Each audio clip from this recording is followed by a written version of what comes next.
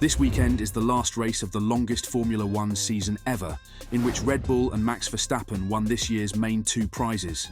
Even though the titles have been won, the championship standings are still being decided.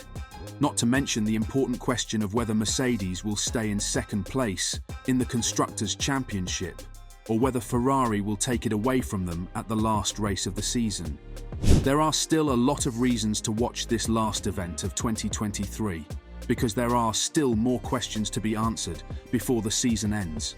Mercedes had a bad race in Brazil, and then some bad luck and missed opportunities in Las Vegas. Toto Wolff, the boss of Mercedes, hopes that the team will have enough speed to get back on the podium at this weekend's Abu Dhabi Grand Prix.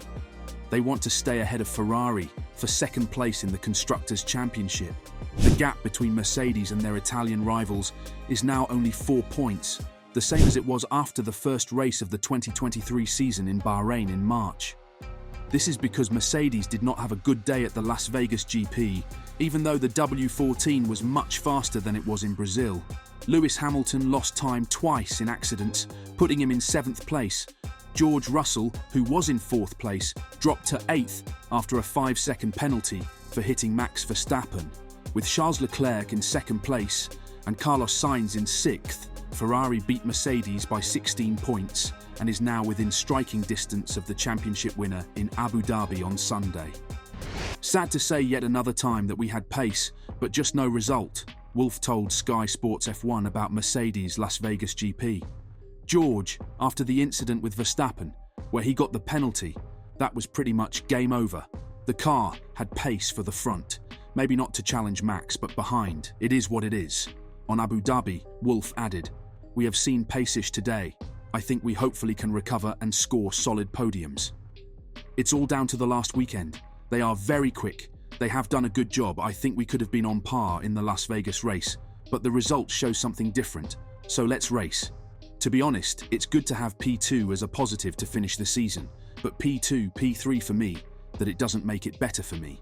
Mercedes has been in the lead the whole season, but 2 bad rounds for them have given Ferrari a big lead over their rivals, and now everything is on the line. In Abu Dhabi, the teams with the highest finish are likely to win 2nd place in the championship and the extra millions of dollars in prize money that comes with it. This is because the points are spread out evenly at the top of the field. Ferrari has a fast top speed, which should help them keep their lead over their competitors on the straights. But Mercedes will be extra determined to hold on to 2nd place in the championship because they are the only one of the big 3 teams that hasn't won a race this year, even though their team manager Toto Wolff says it doesn't matter where they finish if they're not first. The Yas Marina circuit was added to the F1 schedule for the 2009 season. It has been one of the most criticized additions, especially since it is often the last race of the season. The circuit has been talked about a lot in terms of the quality of racing, from the strange pit lane exit to the deadlocked championship races. Different parts of the track have been changed to try and fix the occasional overtaking problems. The most recent version, which was added in 2021, seems to be the best option for them. 2 of the tricky chicanes were taken out, and the profiles of some other corners were changed. This made it possible to make the corners smoother, which was done to try to keep the speeds high and the racing close. The track has been left alone since then, but the 2023 race will give F1 fans another chance to see if the venue for the season finale has consistently gotten better. The 5.3-kilometer circuit goes counterclockwise and has 16 turns in its most recent form. The Yas Marina circuit has mostly slow and medium-speed turns, but it also has a few fast sweeping turns that are used to test the balance of Formula One cars. The left-hander to turn 1 is one of the shortest on the schedule. It then leads straight into a series of fast turns before the hairpin at turn 5, which rewards drivers with perfect grip on the exit. There is a tight chicane that separates 2 long straightaways. This is the first big chance to pass on the lap. The second chance to pass is right after the chicane, and it often gives a driver a chance to get back on top of the other drivers. It has been the rear-limited circuits in the Grand Prix where Ferrari has done better in qualifying overall, where there are lots of hard braking zones, slow, tight corners, and hard acceleration zones. This kind of track can also be found in Abu Dhabi, and Ferrari may be able to get better results from their cars in qualifying trim. In addition, tyres that wear down less quickly might help their chances of coming in second. Mercedes wants to beat Ferrari's resurgence and finish on the podium in Abu Dhabi, which will require them to make more downforce from their cars. For the German team, the Yas Marina circuit wasn't seen as a good place to do well, and their hopes for the weekend may depend on how well they can control their pretentious W14. The faster straight-line speed of Ferrari will be very important again at Abu Dhabi's Yas Marina circuit. This means that they will be very fast in the first half of the lap, which includes the Turn 6-7 chicane and the Turn 5 hairpin, where Max Verstappen passed Hamilton in the controversial 2021 Grand Prix.